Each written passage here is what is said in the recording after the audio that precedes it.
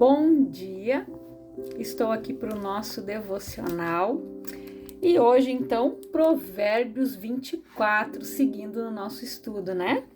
A fé em Deus inspira e fortalece. Não tenhas inveja dos ímpios, tampouco queiras caminhar na companhia deles, pois o coração dos perversos intenta violência o tempo todo, e os seus lábios só murmuram malignidades. Com sabedoria se constrói uma casa, e com inteligência ela se consolida. Mediante discernimento, seus cômodos são mobiliados com todo tipo de bens preciosos e agradáveis. Um homem sábio é poderoso, e quem possui entendimento potencializa sua força. Quem parte para a guerra necessita de orientação estratégica, pois com muitos conselhos se conquista a vitória. A sabedoria é virtude elevada demais para o perverso, por isso ele fica sem palavras nas assembleias. Quem urde o mal o tempo todo será conhecido como mexeriqueiro. A intriga do perverso é pecado, e o escarnecedor é detestado por todas as pessoas. Se te mostras vagaroso para ajudar teu próximo, pouca força terás no dia da angústia. Liberta os que estão sendo conduzidos à morte. Salva os que são arrastados ao suplício. Porquanto, ainda que alegares, eis que não sabíamos o que ocorria, aquele que investiga todos os corações não perceberia a verdade? Não saberia aquele que preserva a sua vida? Não retribuirá ele a cada um segundo a sua atitude? Come o mel, filho meu, porque é bom. O favo de mel é doce ao paladar. Sabe também que a sabedoria é boa para a alma. Se a encontras, com certeza haverá futuro para ti. Não te embosques, como faz o ímpio junto à morada do justo, nem destruas o seu local de repouso, pois ainda que um justo caia 7 vezes tornará a se erguer, os ímpios todavia são arrastados para a desgraça. Se teu inimigo cai, não te alegres com isso, e não exulte teu coração se ele tropeça, para que Yahvé, o Senhor, não veja isso e fique aborrecido contigo, e retire de sobre ele o seu castigo. Não te aflijas por causa dos maus, tampouco tenhas inveja dos ímpios, pois não existe futuro para o perverso. A lâmpada dos ímpios está simplesmente se extinguindo. Teme a Yahvé, o Senhor, filho meu, e ao rei não te associes aos revoltosos, pois terão repentina destruição. E quem pode calcular a ruína que o Senhor e o rei podem provocar? Outros provérbios de sabedoria.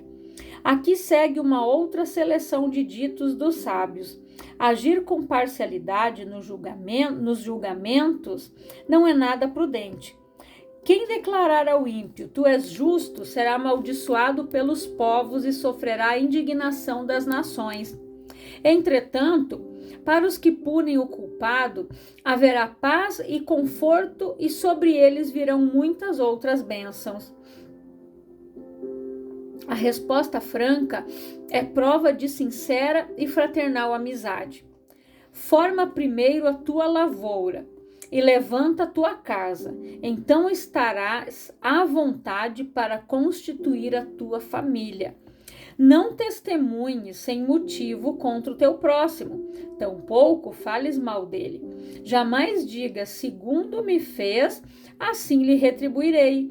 Devolverei a cada um conforme o mal que lançou contra mim.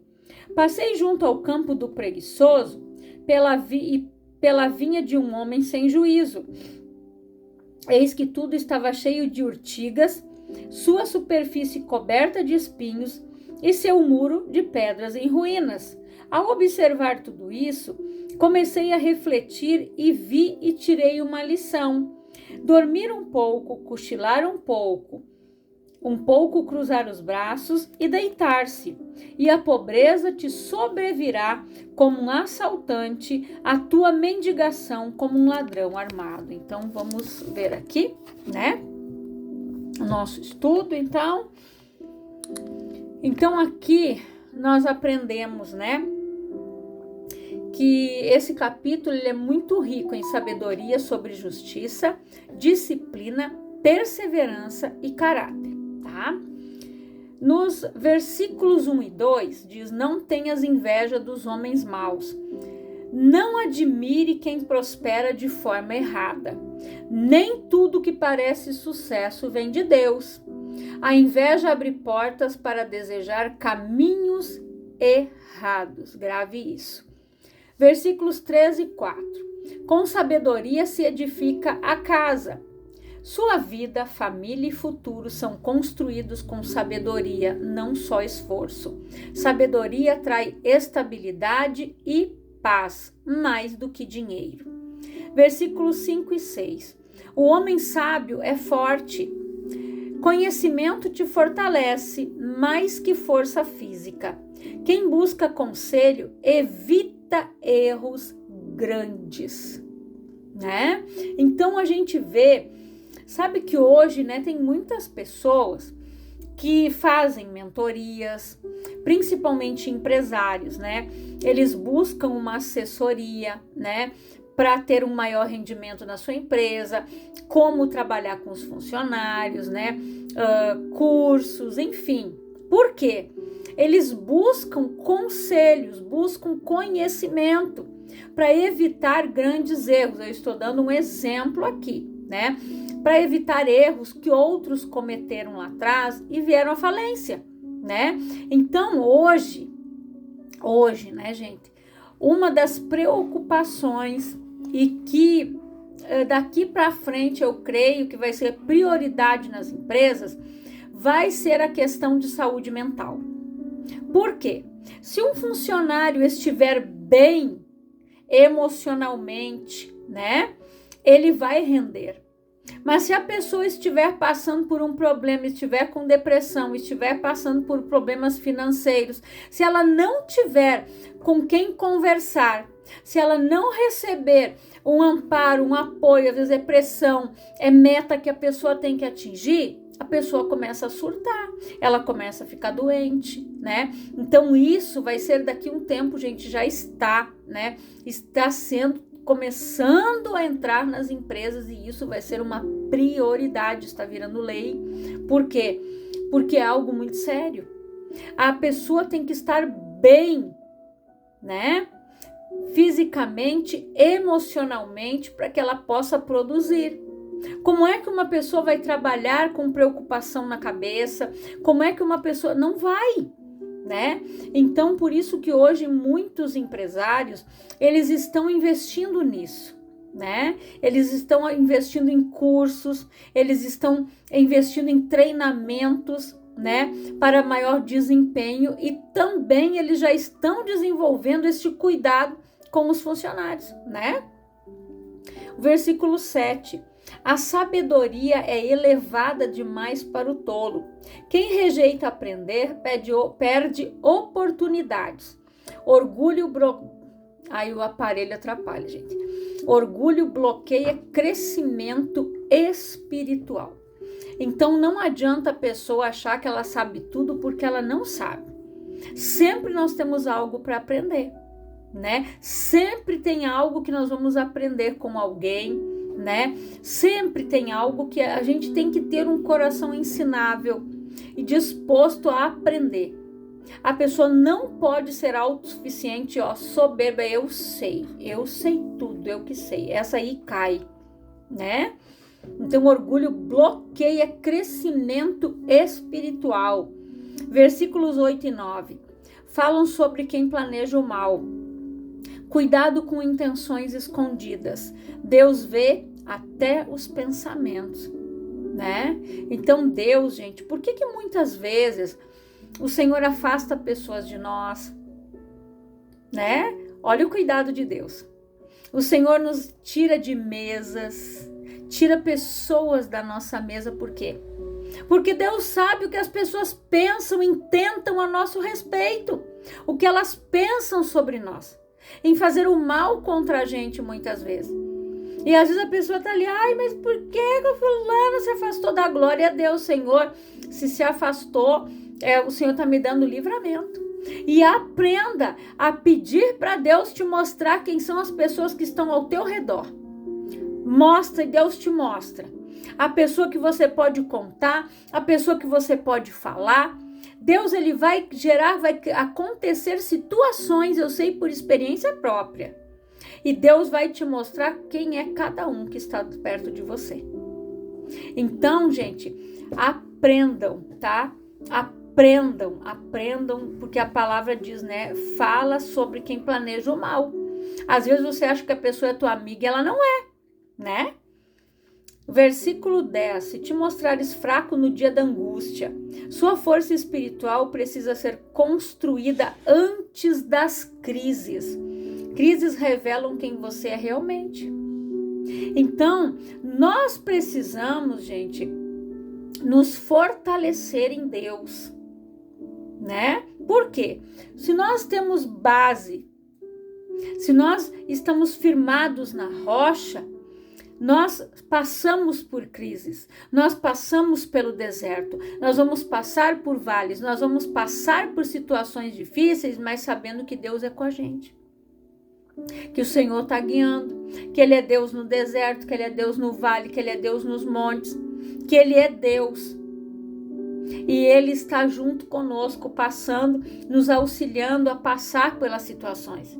E é nas crises, é no deserto, é no momento difícil que nós vamos nos mostrar quem realmente nós somos. E é aí que Deus vai ver quem nós somos. Se no momento da dificuldade nós continuamos crendo, ou nós vamos murmurar, ou nós vamos reclamar.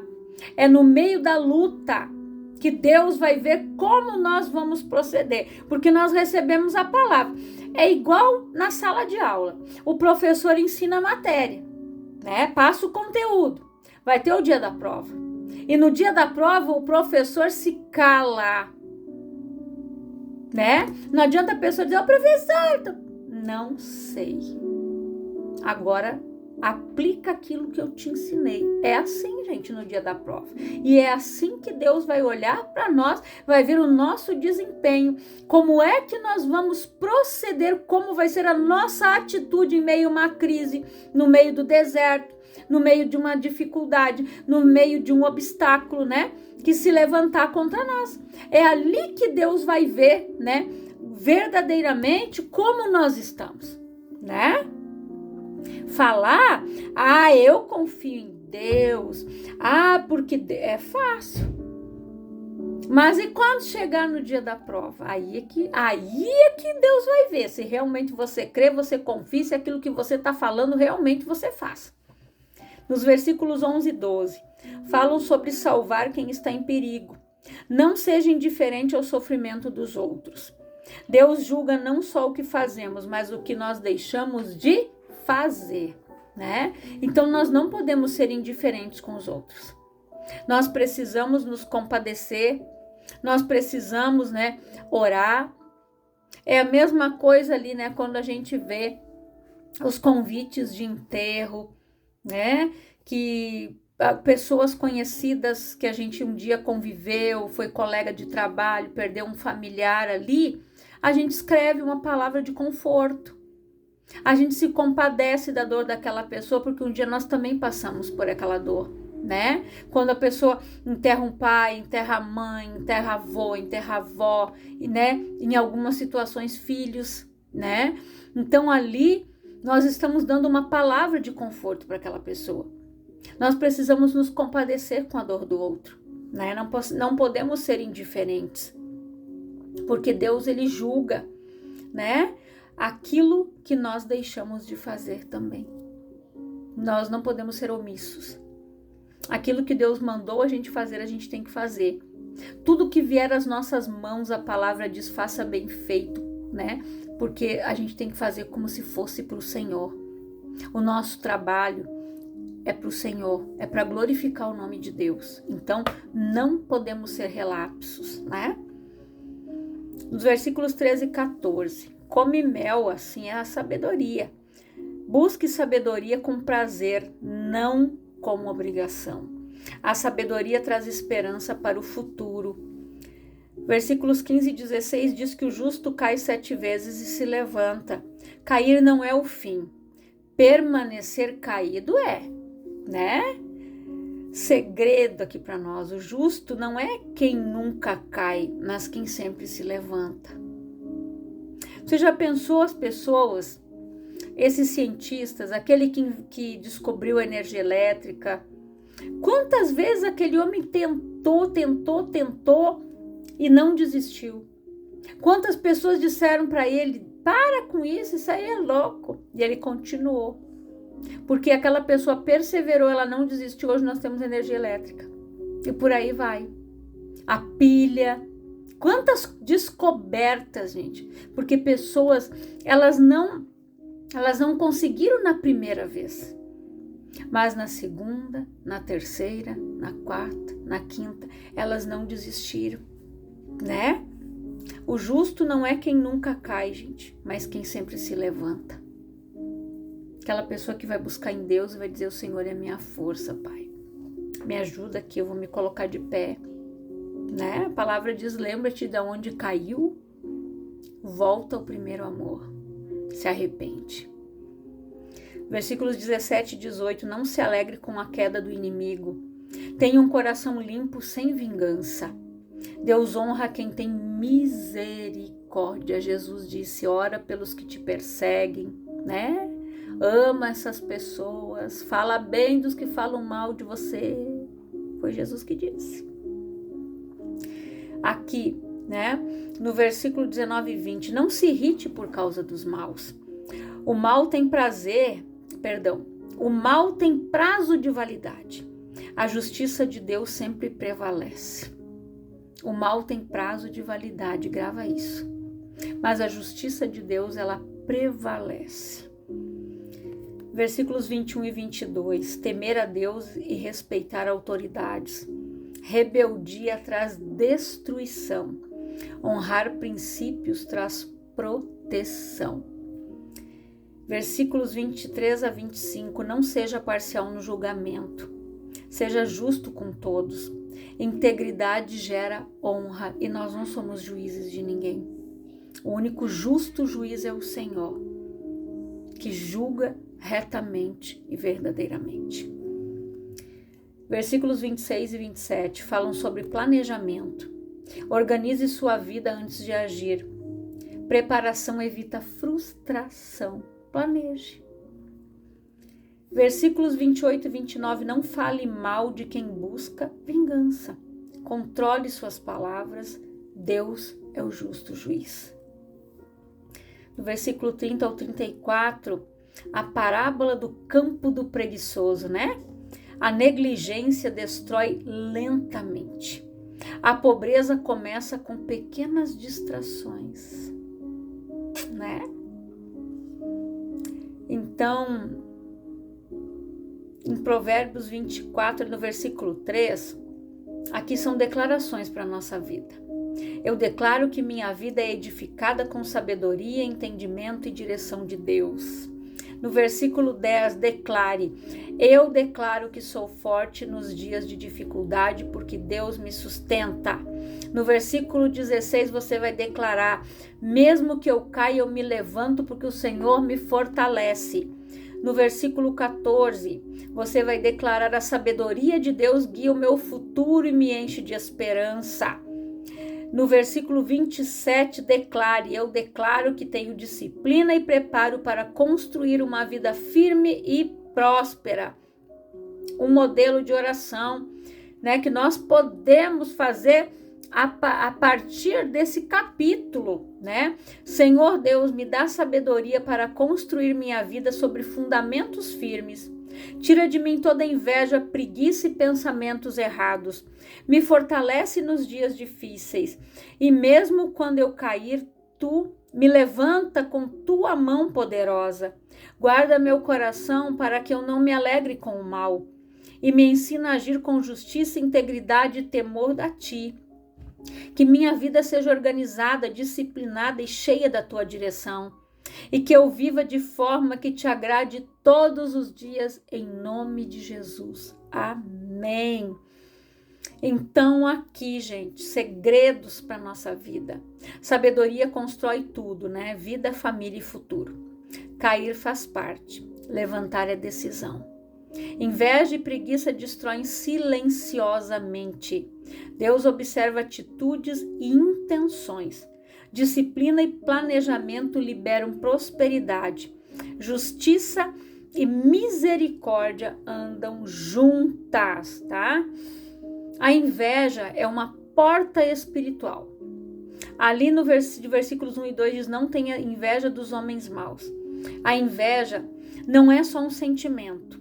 Ela é uma conexão invisível com o estilo de vida da pessoa invejada.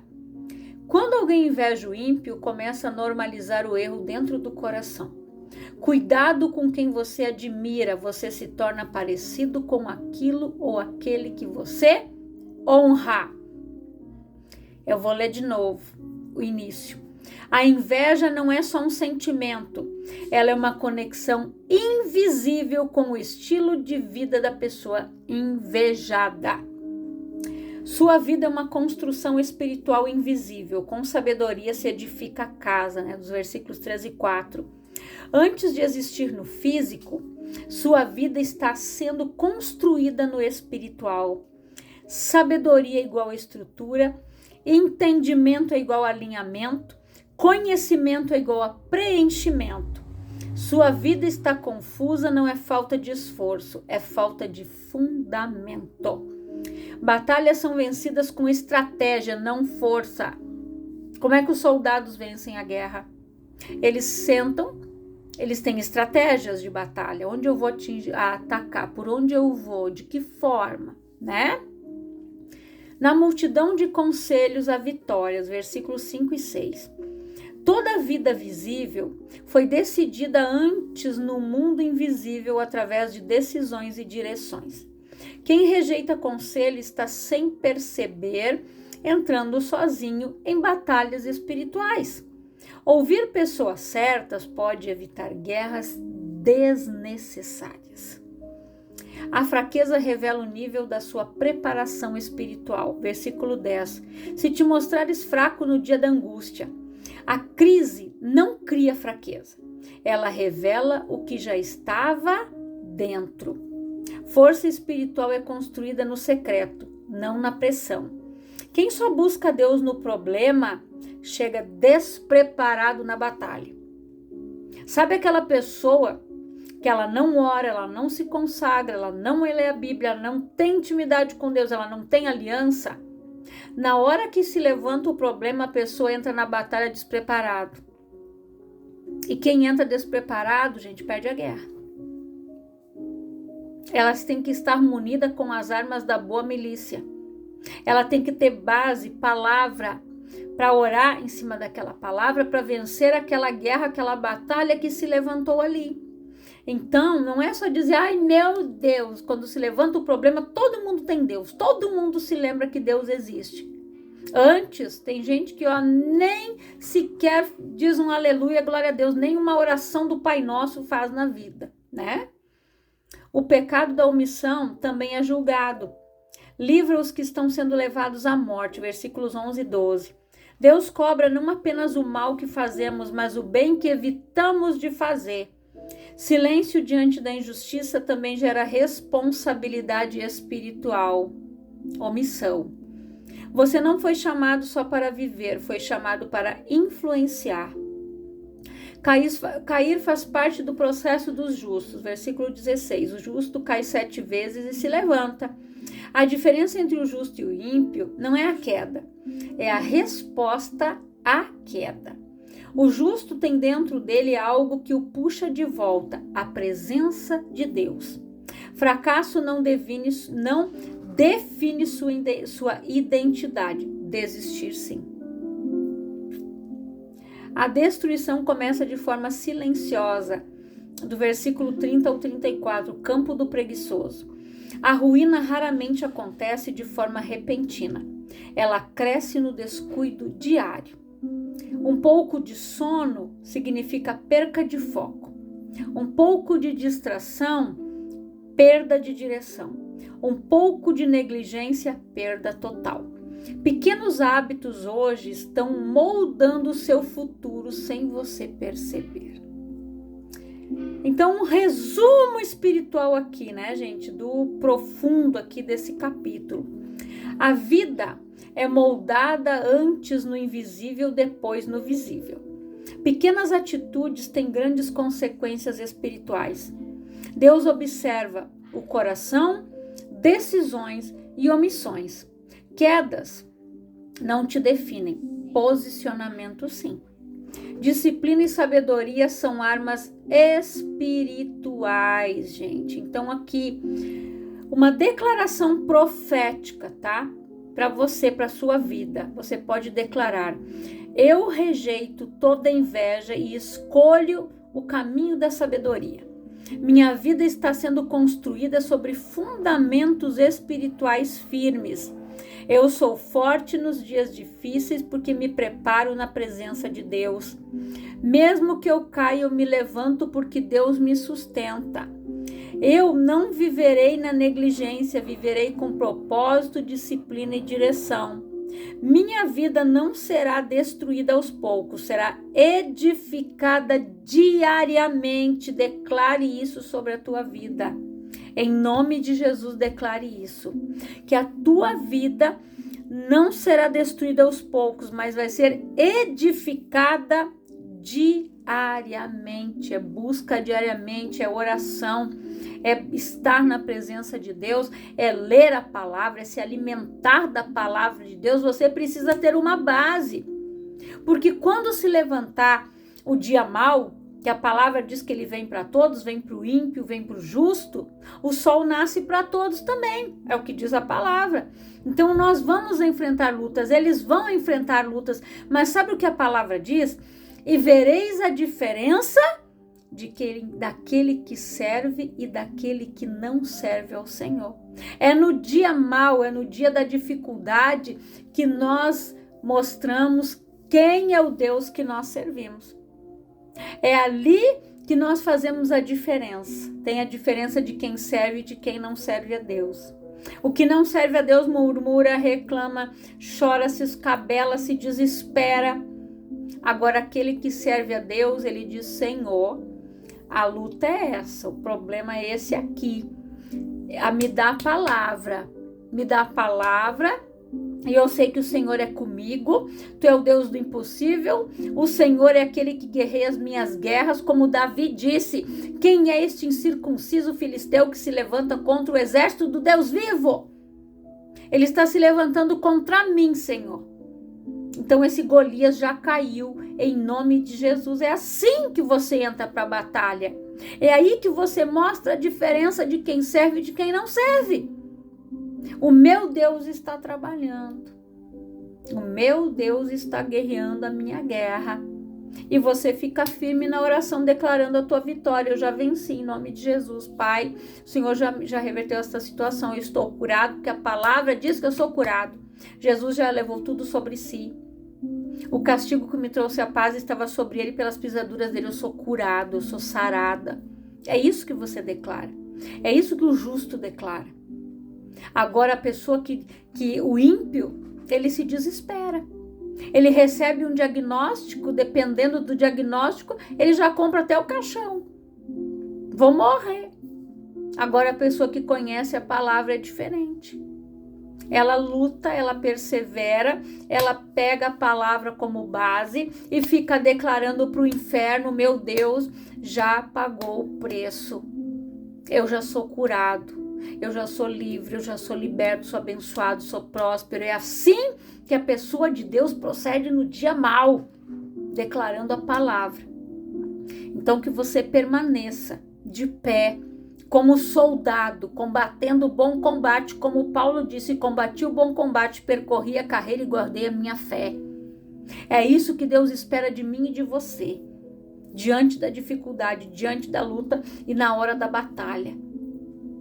Então fica o conselho e a direção de Deus. Eu quero orar por você, Pai, em nome de Jesus. Eu oro por todas estas vidas que ouvem esta palavra, se alimentam da tua palavra, Pai. Porque eu nada tenho para entregar, mas tudo vem do Senhor. É o teu Espírito que nos edifica. É o Espírito Santo, Pai, que nos dá a direção, a revelação, o ensinamento da tua palavra. E que o Espírito Santo continue falando e ministrando a cada coração que ouve esta palavra, que está participando deste estudo diariamente, Pai, que tira um tempo, uma hora do seu dia, meia hora do seu dia, para ouvir esta palavra, para meditar nas Escrituras, para ir mais a fundo nesses versículos. Cada pessoa, Pai, que está recebendo uma arma neste momento, que o Senhor está dando a munição para ela, que o Senhor está adestrando, Pai, as mãos dela para a luta, para a peleja, para o combate. O Senhor está preparando esta pessoa para a guerra, para a batalha que está para se levantar, porque o Senhor já tem a vitória para ela, em nome de Jesus. Eu declaro, Pai, estas pessoas abençoadas, curadas, libertas, transformadas, cheias do poder de Deus, cheias da sabedoria, cheias da unção, cheias da autoridade, em nome de Jesus. Que o Senhor te abençoe, que o Senhor te prospere e que o Senhor esteja abençoando a tua vida grandiosamente e poderosamente, em nome de Jesus.